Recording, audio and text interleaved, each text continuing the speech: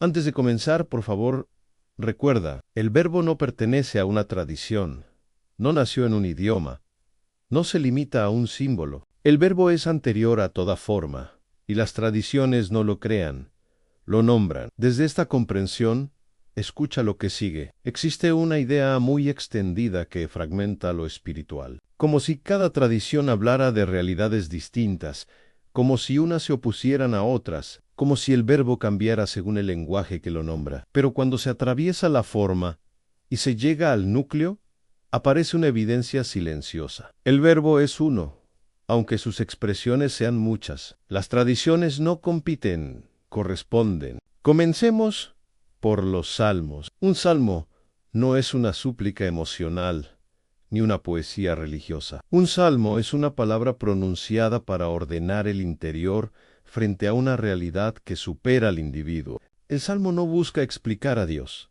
busca alinear al ser humano. En los salmos, el verbo aparece como palabra que restablece confianza, sentido y dirección interior. Pero aquí aparece un error frecuente. Un error en el espíritu del salmo sería decir: protégeme porque tengo miedo y no sé cómo sostener lo que ocurre.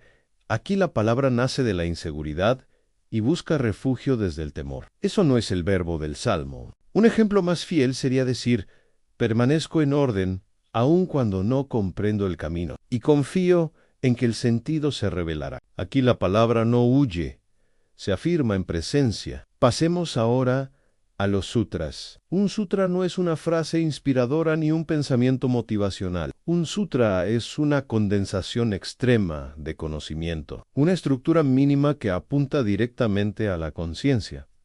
El sutra no explica la verdad, la señala, por eso es breve, por eso es preciso, por eso exige atención. El error aparece cuando el sutra se repite como afirmación mecánica. Decir, por ejemplo, todo es uno, sin atención ni presencia. Ahí no hay verbo, hay repetición vacía. Un uso más fiel al espíritu del sutra sería: observa el pensamiento antes de seguirlo, una frase breve que no convence a la mente, sino que la detiene. Aquí el verbo no persuade, enfoca. Vayamos ahora a los Vedas. Los Vedas no son libros de ideas, son estructuras sonoras. En la tradición védica, el verbo no es principalmente significado, sino vibración. El sonido no representa la realidad, la invoca. Por eso, el énfasis no está en comprender intelectualmente, sino en afinar la emisión. El error frecuente es pronunciar sonidos sin coherencia interior, por costumbre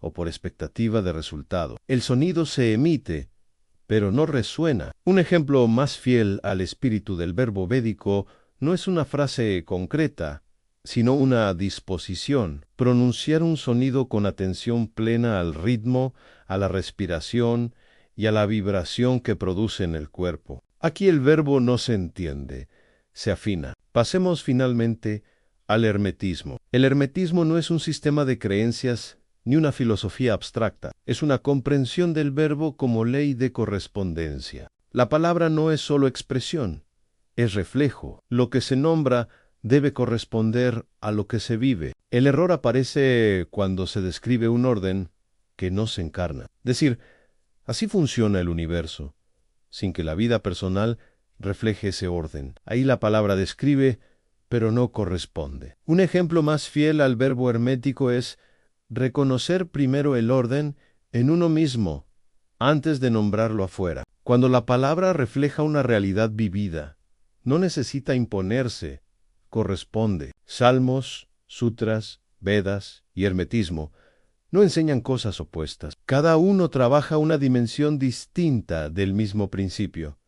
Los salmos ordenan el corazón, los sutras enfocan la mente, los Vedas afinan la vibración. El hermetismo alinea la conciencia con la ley.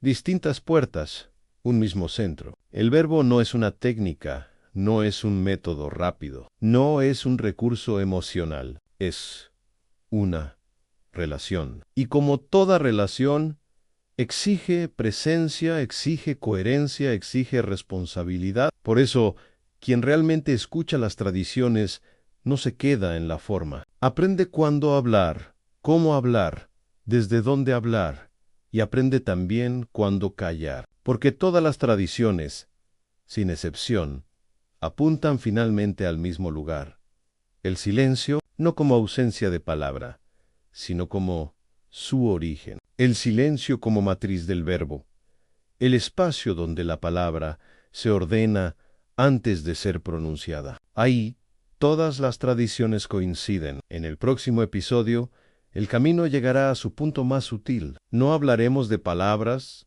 ni de formas, ni de tradiciones. Hablaremos del silencio que activa la palabra verdadera. Ese será el siguiente paso en el camino del verbo. Ahora permanece atento, no para aprender más, sino para escuchar mejor. Ordena el interior, reconoce la forma y solo entonces pronuncia.